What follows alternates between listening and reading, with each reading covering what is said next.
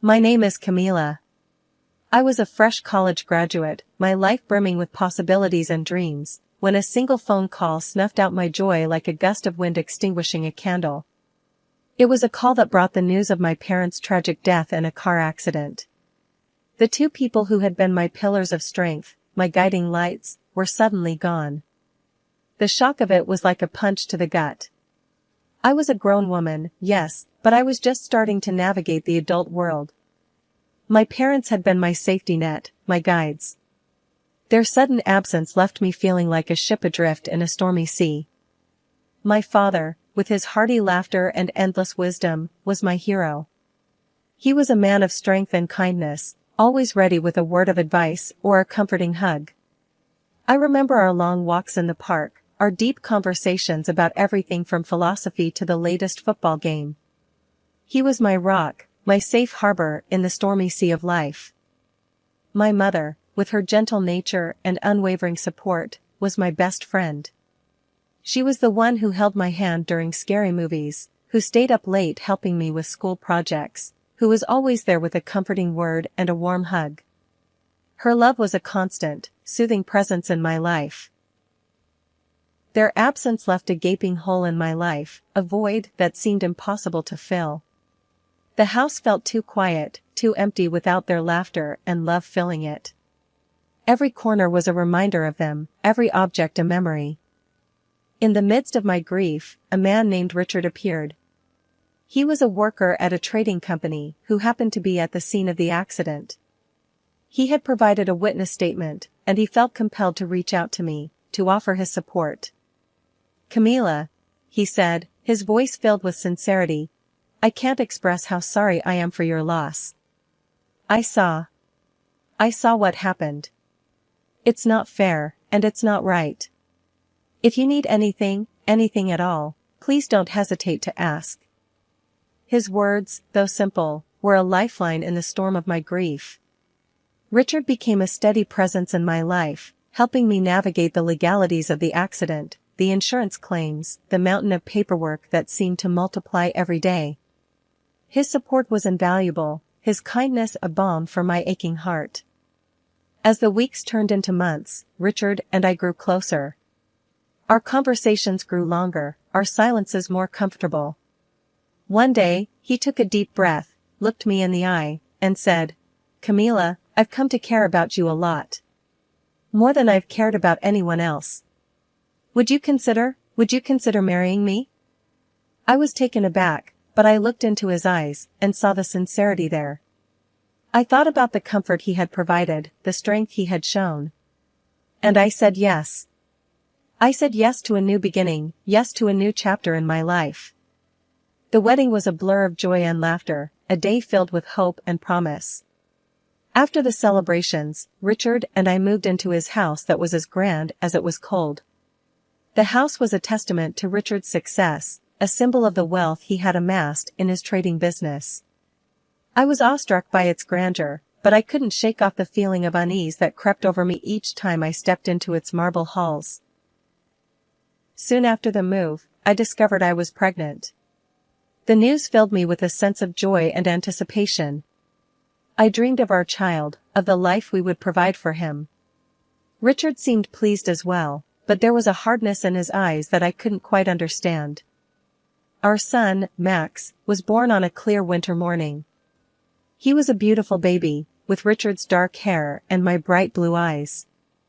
Holding him in my arms, I felt a love so profound, so overwhelming, it took my breath away. Richard, too, seemed smitten with our son. But as the weeks turned into months, I noticed a change in him. One day, Richard came home late from work, his face set in a grim line. "Camila," he said, his voice devoid of its usual warmth, "we need to talk about our expenses." I was taken aback. "What about them?" I asked, feeling a knot of worry form in my stomach. He threw a stack of bills on the table, his expression stern. "They've gone up, Camila," he said, his voice cold. "Ever since Max was born, we're spending much more than we used to." I felt my heart sink. "But Richard," I said, "we have a baby now. Babies need things. He shot me a hard look. That's not the point, Camila, he said. You're spending too much. On things we don't need. I was stunned. I'm spending on our son, Richard, I said, my voice rising in defense. On his needs. His face hardened. I'm the one who's earning, Camila, he said, his voice harsh. I'm the one who's supporting this family. You should be more grateful. His words hit me like a punch in the gut. I felt a mixture of anger and hurt well up inside me. I had thought Richard was my partner, my ally. But his words made it clear that he saw me as a liability, an additional expense that he had to bear. The days following our heated exchange were filled with tension. Richard became more stringent about our budget, scrutinizing every receipt, every purchase. He was relentless in his accusations of my alleged overspending, despite my best efforts to economize. Camila, he'd say, his voice dripping with condescension, you need to understand the value of money. Richard, we need food, I'd say. And Max needs diapers. We can't just stop buying them. He'd look at me, his eyes hard and cold. Then figure it out, Camila. Make do with less.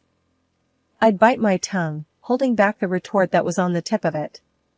It wasn't that I didn't understand the value of money, it was that Richard seemed to value it more than he did his own family. Food shopping became a game of strategy. I'd scour the aisles for the cheapest products, calculate the cost per meal, per person. I'd choose the store brands over the name brands, the bruised apples over the pristine ones. I'd walk miles to the store and back, foregoing the cost of public transport to save a few dollars. Richard's decree extended to clothing as well. No new clothes, he'd said, his voice firm, unyielding.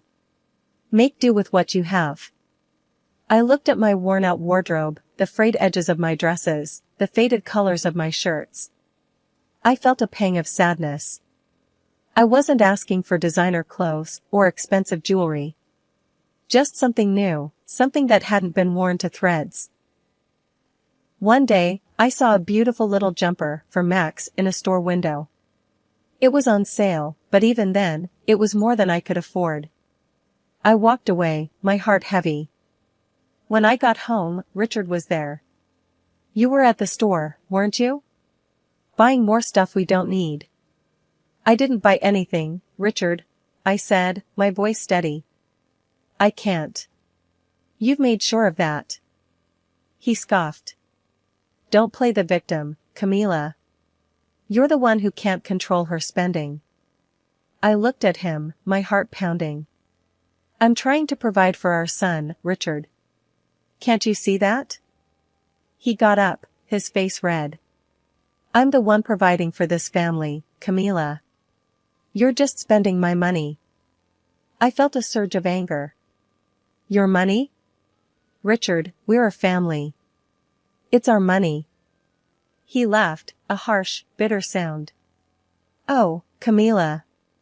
You're so naive. I stood my ground, my hands clenched. No, Richard. I'm not naive. I'm just trying to do what's best for our son. He glared at me. And I'm trying to save us from bankruptcy. But you wouldn't understand that, would you? With that, he stormed out of the room, leaving me standing there, my heart aching. All the while, I noticed Richard's lifestyle remained unchanged. He still wore his designer suits, still splurged on expensive gadgets.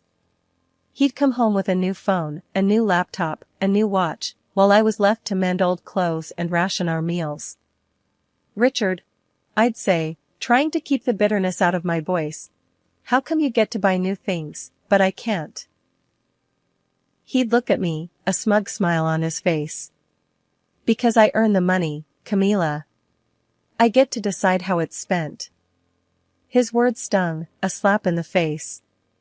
I was his wife, the mother of his child, but he treated me like a burden, like an unwanted expense. His greed was clear, his arrogance palpable. He valued his gadgets more than he valued us. It was a Tuesday when Max came down with a fever. His little body was hot to the touch, his eyes were red from crying. I knew I had to get him medicine, and quick. I rummaged through the cupboards, my heart sinking when I saw them bare. We were out of money, out of options. I did the only thing I could. I took the last of our cash, the money I'd been saving for Richard's favorite steak, and bought medicine for Max. I knew Richard would be mad, knew he'd be furious. But Max was more important. He was my son, my baby. I couldn't let him suffer. When Richard came home that night, he was in a foul mood. He'd had a long day at work, he said, and all he wanted was a good meal. When he saw the empty table, his face turned red. "Camila," he said, his voice low and dangerous, "where's my dinner?" I swallowed hard. "Max was sick," I said. "I used the money to buy him medicine." Richard's eyes narrowed. "You what?" "I bought medicine for Max," I repeated, my voice steady, despite the fear in my heart. Richard slammed his fist on the table. "You spent my money on medicine for that brat?" I flinched at his words. "Max is our son, Richard. He was sick." Richard scoffed. "He's always sick. Always needing something. Just like you." I felt a surge of anger. "We're your family, Richard. We're not freeloaders." Richard stood up, his face contorted with rage. "You're nothing but a burden, Camila. You and that kid. All you do is take. I stood my ground. "We're your responsibility, Richard. You can't just abandon us." Richard laughed, a harsh, cruel sound. "Watch me." And with that, he grabbed my arm, yanked me to the door. "Get out," he said, his voice cold. "Take your brat and get out." I looked at him, my heart pounding. "Richard, please. He's sick. We have nowhere to go." Richard's gaze was icy. "Not my problem." He shoved us out the door, slamming it shut behind us. 5 minutes later, he threw a bag of our clothes at my feet. I stood there, holding Max in my arms, the cold seeping into my bones. I looked at the house, our house, now a fortress we were barred from. That was the final straw. I knew then that I couldn't stay with Richard, couldn't subject Max to his cruelty. We deserved better, deserved a life free of his anger, his greed. So, I walked away, Max clutched in my arms, our future uncertain. But I knew one thing for sure. I would fight for us, fight for a better life. Richard had pushed us away, but he couldn't break us. We were stronger than he thought, stronger than he'd ever know. The city was vast and overwhelming, a concrete jungle where I knew no one. My son, Max, was just a toddler, too young to understand the dire situation we were in. With no money, no friends, and no home, I felt like a ship adrift in a stormy sea. That's when I remembered Grandma. My father's mother, a woman I had seen only once in my life, came to mind.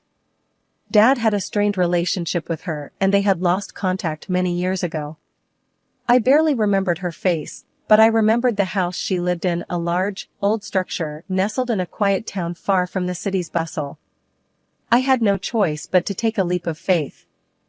With the last of my money, found in the pocket of my old jacket, I bought 2 intercity bus tickets. Max and I boarded the bus, our future uncertain but our resolve firm. The journey was long, and Max, feeling unwell, whimpered in my arms. I held him close, whispering soothing words, promising a better future. We arrived at Grandma's town as the sun was setting. The large, old house stood just as I remembered, a beacon of hope amidst our turmoil. Gathering my courage, I walked up to the door and knocked. The door creaked open, and there stood Grandma. She was older than I remembered, her face stern and her eyes sharp. She looked at me, a hint of confusion in her eyes. "Yes?" she asked, her voice firm. I swallowed my fear and introduced myself. "Grandma, it's me, Camila. I'm your son's daughter." She squinted at me, studying my face. After a moment, recognition dawned on her. You have your father's eyes, she said, her voice softer. She opened the door wider, inviting us in. We stepped into the house, its warmth a stark contrast to the cold outside. I told Grandma everything about Richard, about Max's illness, about our eviction. I poured out my fears and worries, the burdens I had been carrying alone for so long. Grandma listened, her face hardening as I mentioned Richard. That scoundrel. She spat, her eyes flashing with anger. He'll get what he deserves. In that moment, I felt a surge of relief. Here was someone who believed in me, someone who was on my side. Grandma offered us a place to stay, a place to call home. We were no longer alone, we had Grandma. That night, as Max slept soundly in a warm bed and I sat by the fire with Grandma, I felt a glimmer of hope. The journey to Grandma's was fraught with uncertainty and fear, but it led us to a safe haven. It was our first step towards a new life, a life away from Richard's shadow. The attic was a dusty, forgotten place, filled with boxes upon boxes of old stuff. Grandma hadn't been up there in years, and it showed. The air was thick with the smell of old paper and mothballs, and the floor creaked under my weight. Be careful, Camila, Grandma called from the bottom of the stairs. It's been ages since anyone's been up there. I nodded, my eyes scanning the room. As a person trained as a restorer, I could see the potential in the discarded items. There were old furniture pieces, paintings, knickknacks, all covered in a thick layer of dust. It was like stepping into a time capsule, a glimpse into the past. With Grandma's permission, I started working on the items. I cleaned, repaired, and restored them, bringing them back to life. Each piece had a story to tell, a history to uncover. It was a labor of love, a way to keep my mind off the troubles of the past. Days turned into weeks, and before I knew it, the attic was transformed. The old, discarded items were now beautiful antiques, their value increased tenfold. I took some of them to a local antique store, hoping to make a small profit. The owner, a man named Mr. Peterson, was surprised by the quality of the items. These are fantastic, Camila, he said, his eyes wide. Where did you find them? In my grandma's attic, I replied, a smile playing on my lips. She had no idea what she was sitting on. Mr. Peterson laughed, shaking his head in disbelief. Well, she's a lucky woman to have a granddaughter like you. I blushed, thanking him for his kind words. He bought all the items, giving me a hefty sum of money. I was stunned. I had hoped for a small profit, but this was beyond my wildest dreams. When I returned home, Grandma was waiting for me. How did it go? She asked, her eyes hopeful. I showed her the money, her eyes widening in surprise. Oh my, Camila, she said, her voice shaky. I can't believe it. I shrugged, trying to hide my excitement. It's all thanks to you, Grandma. These are your treasures, after all. We celebrated that night, a small victory in our battle for a better life. The attic treasures were more than just old items. They were a reminder that even in the darkest times, there is always a glimmer of hope. From then on, I continued to restore the items in the attic. Each piece brought us closer to our goal, each sale a step towards our new life. The attic treasures were our lifeline, our saving grace. And we were grateful for them, for the hope they brought us, for the future they promised. Richard, that good-for-nothing, hadn't bothered to check on us. Not even a call to ask about his son. I guess he was too busy with his new life, too busy to care about the family he left behind. But we weren't going to let him off the hook that easily. Grandma had a friend, a lawyer named Stan. He was a tough old bird, sharp as a tack, and he didn't take any nonsense. We'll get that bastard, he promised, his eyes hard. He won't get away with this. With Stan's help, we filed a claim for child support. Richard was furious when he found out. He called me, his voice a venomous hiss. You'll regret this, Camila, he threatened. You don't know what you're getting into. But I wasn't scared. Not anymore. Bring it on, Richard, I shot back. We'll see who regrets it in the end. The day of the court hearing arrived. Richard strutted in, all puffed up like a peacock, his lawyer by his side. He sneered at me, his eyes cold and hard. But I didn't flinch. I was ready for him. Stan presented our case, his voice steady and firm. He talked about Max, about how Richard had abandoned us, about how he hadn't paid a dime for his son's upkeep. The judge listened, his face impassive. Then it was Richard's turn.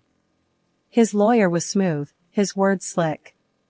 He painted Richard as the victim, as a man wronged by his vindictive ex-wife. But we had a trump card. I played a recording of Richard's tirade the night he kicked us out. He didn't know about it, and I decided to surprise him. His threats, his cruel words, all for the court to hear. The room fell silent as his voice filled the air, his true nature exposed for all to see. Richard's face turned pale, his confident facade crumbling. The judge frowned, his eyes hard. This court will not tolerate such behavior, he said, his voice stern. Mr. Jackson, you will pay child support as required by law. You also have to pay for the emotional abuse of your ex-wife and son. Richard was stunned. He looked at me, his eyes full of disbelief. But I didn't gloat. I didn't need to. The look on his face was victory enough. After the court hearing, Richard tried to worm his way back into our lives. He called me, his voice all sweet and smooth, like honey dripping from a spoon. Camila, he said, let's start over. For Max's sake. I laughed, a bitter, cynical laugh. Start over? With you? I shook my head, even though he couldn't see me. No, Richard. We're done. I could hear the surprise in his voice. But Camila, he stammered, you need me. You can't survive without my money. That's where he was wrong. I had a job now, a good job. I was a restorer, working for a local antique store and a museum. I was making good money, enough to support Max and me. And with Grandma's help, we were doing just fine. I don't need you, Richard, I said, my voice steady. I've got a job. A good job. And Max and I are doing just fine. There was silence on the other end of the line. Then Richard laughed, a harsh, bitter laugh. You? Working? I don't believe it. Well, you better start believing it, I shot back. Because it's true. And guess what, Richard? I'm not just surviving. I'm thriving. There was more silence. Then Richard hung up, his parting words a venomous hiss. You'll regret this, Camila. You'll see. But I wasn't scared. Not anymore. I had found my strength, my independence. And there was no going back. The next few months were a whirlwind. I was busy with work, with Max, with life. But I was happy. Truly, genuinely happy. For the first time in a long time, I felt free. Free from Richard, free from fear, free from uncertainty. Grandma was proud of me. You did good, kid, she said one day, her eyes twinkling. You stood up for yourself. You took control of your life. I smiled, feeling a sense of pride. Thanks, Grandma, I said. I couldn't have done it without you. And that was the truth. Grandma had been my rock, my support. She had stood by me, had helped me find my strength. And for that, I was grateful. The sweet taste of victory was more than just a court win. It was a personal victory, a testament to my strength, my resilience. It was a reminder that I was more than just Richard's ex-wife. I was a survivor, a fighter, a mother, a restorer. And as I looked at Max, his eyes bright with laughter, his face full of joy, I knew I had made the right choice. I had chosen to fight, to stand up for myself, for my son. And I had won.